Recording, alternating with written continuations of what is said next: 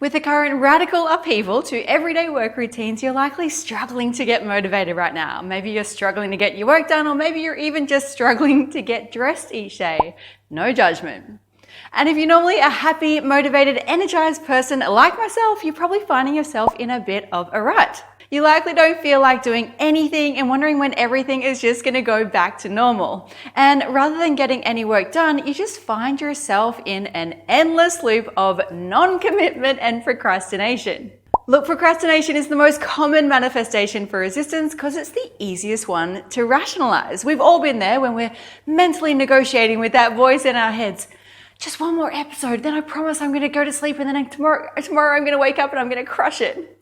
When we have those internal negotiations, we go from feeling anxious about our lack of motivation to feeling relieved that we've agreed upon a plan and we will absolutely stick to that plan tomorrow. Tomorrow is when we're going to stick to the plan. We're going to get it all done tomorrow. And we're all in agreement, and the relief floods in, the anxiety subsides, and everyone agrees that we've made the best decision. Tomorrow is going to be so much better. And then tomorrow comes in, and what do you know? We're not any more motivated than we were today. If this is where you're currently finding yourself right now, relax, you're in the right place. Because in today's video, I have 5 strategies to help you get and stay motivated. Hello, my name's Amber Renee. I'm an online business strategist, a personal brand expert, and the co-founder of the Path to Promotion Academy, where we help you get a pay rise, get a promotion, or get more perks at work. We have a whole guidebook to help you with that you can download for free below. Now, I've been working from home for well over a decade now, and I've realized there are 5 simple things that can help maintain motivation. Now, the first tip that I have for you is to figure out what the trigger is that will signal to your subconscious brain that the workday has officially begun. So if your routine has recently changed, if you've gone from going to work to working from home, you want to try to stick to your going to work routine as closely as possible. So what that means is waking up at the same time, going through the same motions of preparing yourself for work, getting dressed, eating brekkie. I mean, obviously you're not going to put on a face of makeup and get your work outfit on, but figure out what the steps were when life was normal and try to replicate those steps as closely as possible.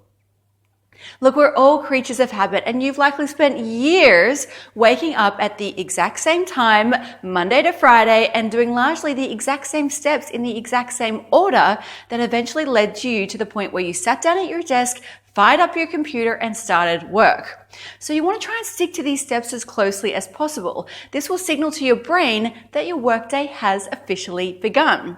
And pay particular attention to what that last step is, the step right before you officially started your day. So in your regular life, what was the last thing that you did before you said, okay, right, I've really got to get some work done?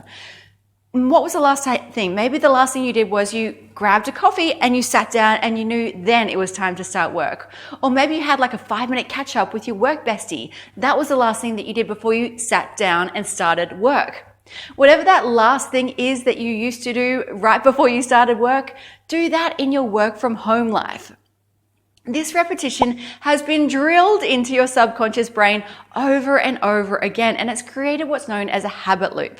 So your brain knows that once that particular series of events occurs, once that routine has played out, then it's time for work mode. That's the cue. So you want to try and emulate that cue as closely as possible when you're working from home.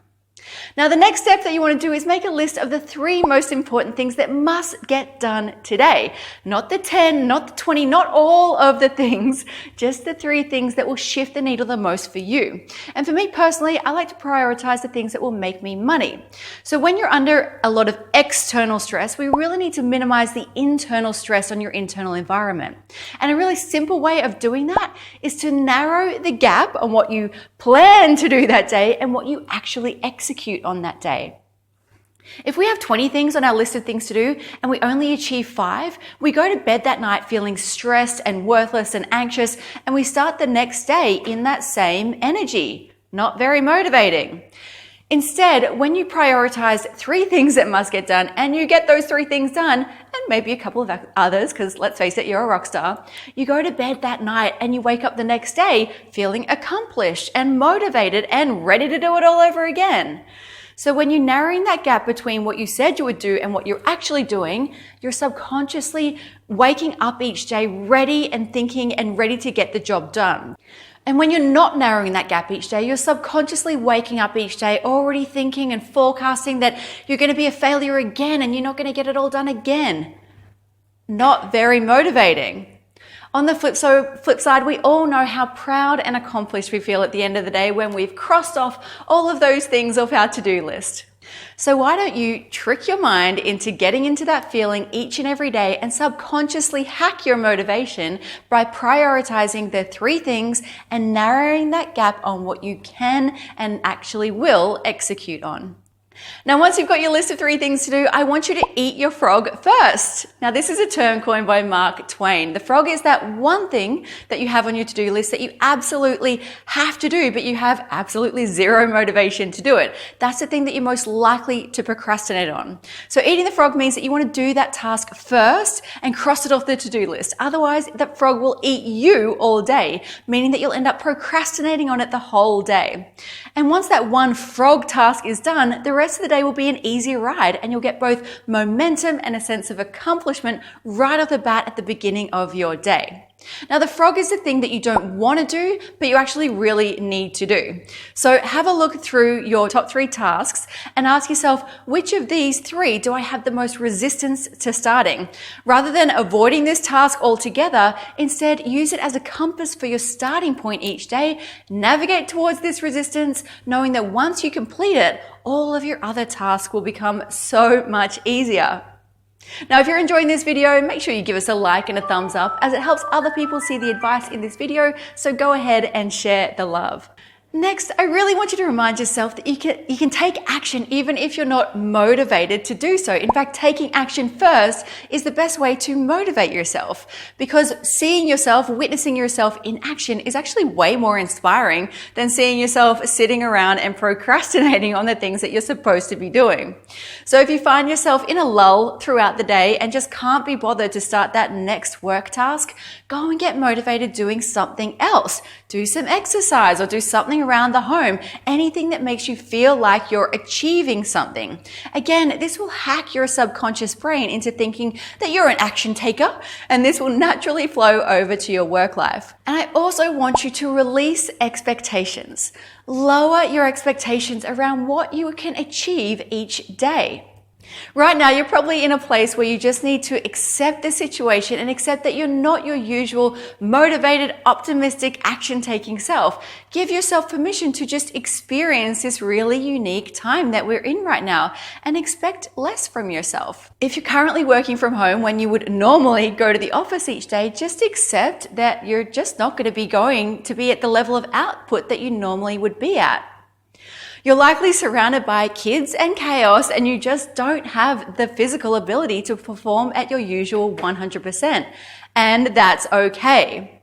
As we speak, the world is completely changing around us, so it's important to learn how to adapt so that we can thrive, not just survive in these unprecedented times. And how you choose to thrive in this moment is completely up to you.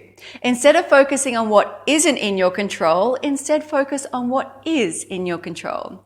Your feelings aren't a choice, but your behaviors and your thoughts are a choice. So choose to focus on your behaviors and your thoughts. Now, in this video, INEKE shares her best strategies for working productively from home. And in this video, I teach you how to look more confident and put together on Zoom calls. So to be sure to watch them next. And if you haven't downloaded the ultimate guidebook to getting a pay rise, a promotion, or get more perks at work, make sure you do that right now. It's in the description box below because you're definitely going to need that in the future. And be sure to subscribe for new videos every Tuesday, helping you to get that promotion. My name's Amber Renee, and I'll see you next week.